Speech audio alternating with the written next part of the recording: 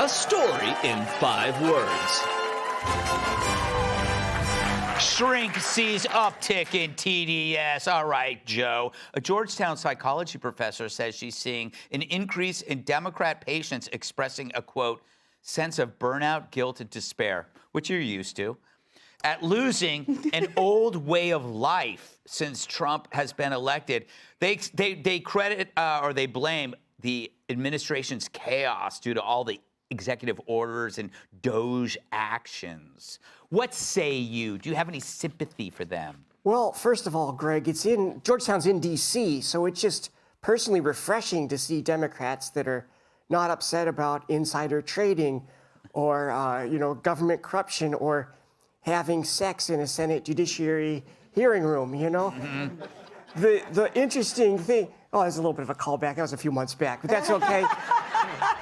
The interesting thing here, Greg, is that when I've gone to a therapist in my life, you kind of go because you want to hear a neutral ear, someone without a stake. But DC is like 96% 4% Democrat, so it's got to be tough to find that neutral, unbiased ear, because you go in there and like, I'm worried my friends might lose their jobs, and Trump is a fascist dictator that's going to kill us all. And the therapist is going to be like, yeah, you're right about that. Let's switch places after you're done.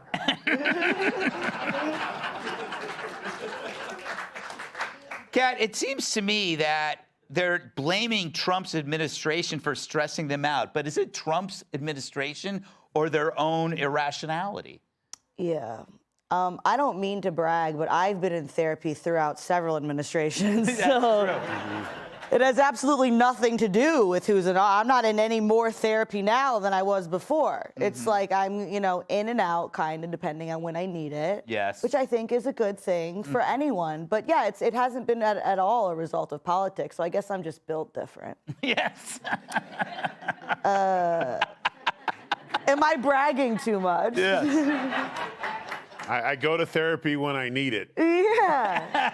I think if you need it, it's good. I think it's good if you realize, but it depends on what the motivation is. Because I've seen people who go to therapy just to learn therapy words, and then they use them against you in a way that's not what they mean, and it's like they're just getting told. But if you actually want to improve yourself, and the way that I'm living now isn't working for me, let's learn some skills. Okay, well that's another thing. We're getting to the point then, which is that shouldn't the therapist be telling the person, Tyrus, that it's not the Trump administration that is doing this, it is your reaction to it.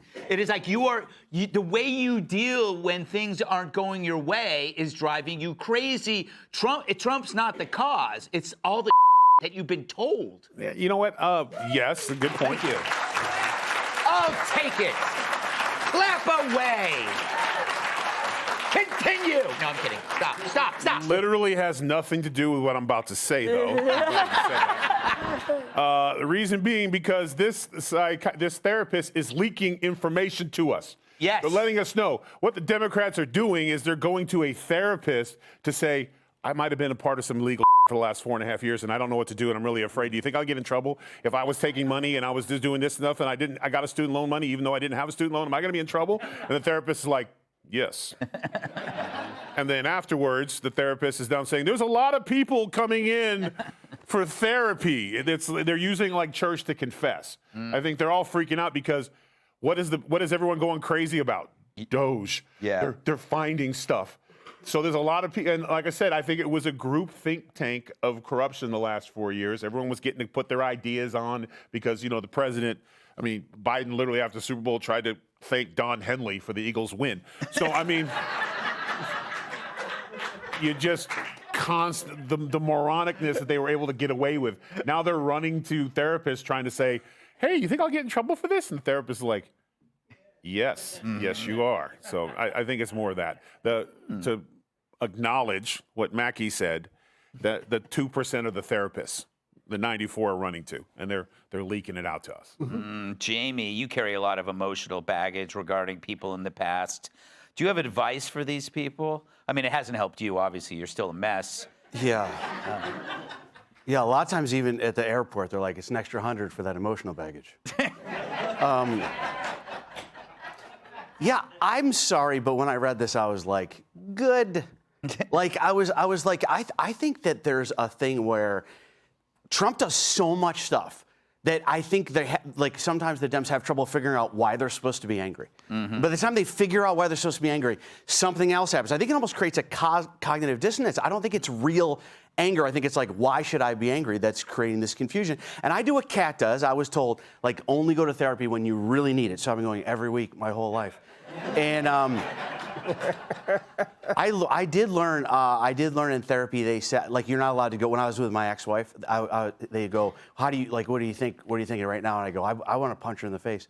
And they go, you can't. They tell you better ways to express that. So then I would go, after I went to therapy, I would go, what you're saying is making me feel like I want to punch you in the face.